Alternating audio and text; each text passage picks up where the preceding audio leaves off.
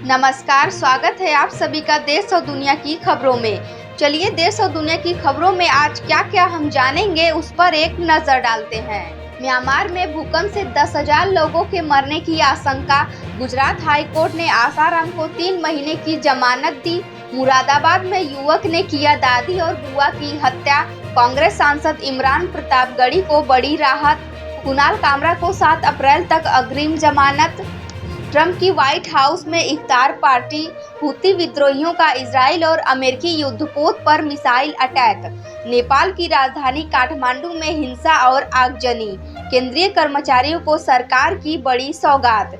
पश्चिम बंगाल के मालदा में सांप्रदायिक हिंसा, 34 गिरफ्तार।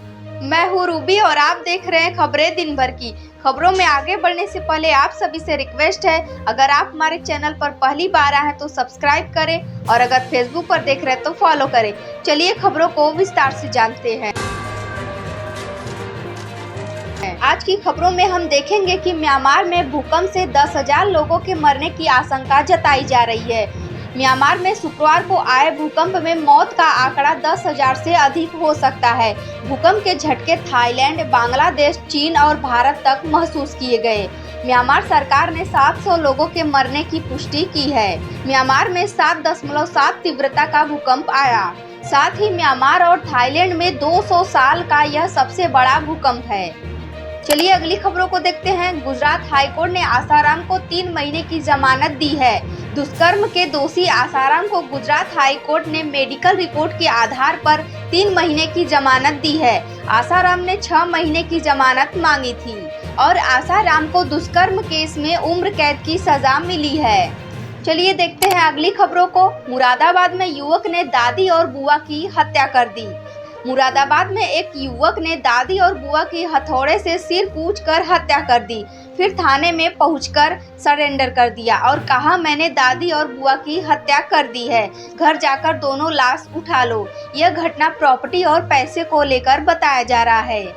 चलिए जानते हैं अगली खबरों को। कांग्रेस सांसद इमरान प्रतापगढ़ी को बड़ी राहत मिली।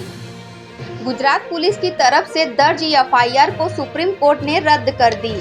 इमरान प्रतापगढ़ी को यह एफआईआर उनके एक पोस्ट "ऐ खून के प्यासे बात सुनो" कविता को लेकर दर्ज की गई थी।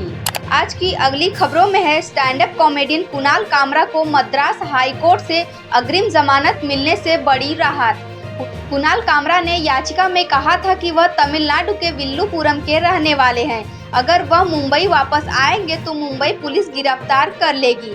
शिवसेना के कार्यकर्ताओं से उन्हें जान का खतरा है। चलिए बढ़ते हैं अगली खबर की तरफ। ट्रंप की व्हाइट हाउस में इफ्तार पार्टी। अमेरिकी राष्ट्रपति डोनाल्ड ट्रंप ने व्हाइट हाउस में इफ्तार पार्टी का आयोजन किया। उन्होंने राष्ट्रपति चुनाव में अमेरिकी मुसलमानों को उनका समर्थन करने के लिए धन्यवाद दिया और ट्रंप ने कहा, जब तक राष्ट्रपति हूँ उनका साथ दूंगा। चलिए बढ़ते हैं अगली खबर की तरफ। हुती विद्रोहियों का इजराइल और अमेरिकी युद्धपोत पर मिसाइल अटैक। ईरान समर्थी हुती विद्रोहियों ने एक इजरायली हवाई अड्डे और सेना के ठिकानों के साथ साथ एक अमेरिकी युद्धपोत को निशाना बनाया, जिसके साथ इजराइल ने भी जवाबी कार्यवाही की। बढ़ते हैं अगली खबर की तरफ। नेपाल की राजधानी काठमांडू में हिंसा और आगजनी। नेपाल में राजशाही मांग को लेकर हिंसक प्रदर्शन हुआ। प्रदर्शनकारियों ने काठमांडू में हिंसक प्रदर्शन किया, जिसके बाद प्रशासन ने काठमांडू में कर्फ्यू लगा दिया है। इस घटना में एक की मौत। प्रदर्शनकारियों की तरफ से सरकार को 1 सप्ताह का अल्टीमेटम। आज की अगली खबरों में है केंद्रीय कर्मचारियों को सरकार की बड़ी सौगात। सरकार ने केंद्रीय कर्मचारियों के लिए महंगाई भत्ते और पेंशन भोगियों के लिए महंगाई राहत में 2% की बढ़ोतरी की मंजूरी, जिससे 1 करोड़ 15 लाख लोगों को होगा फायदा। खबरों में आगे है पश्चिम बंगाल में मालदा में सांप्रदायिक हिंसा, 34 गिरफ्तार। मालदा जिले के मोथाबाड़ी में सांप्रदायिक हिंसा के बाद इंटरनेट सेवा बंद कर दी गई। इलाके में बड़ी संख्या में पुलिस तैनात है। इस घटना में तोड़फोड़ और लूट हिंसा के आरोप में 34 उपद्रवी गिरफ्तार। कलकत्ता हाईकोर्ट ने एक्शन रिपोर्ट मांगी। आज की खबरों में इतना ही। कल फिर मिलते हैं नई देश और दुनिया की खबरों के साथ। आप सभी को शुभ संध्या।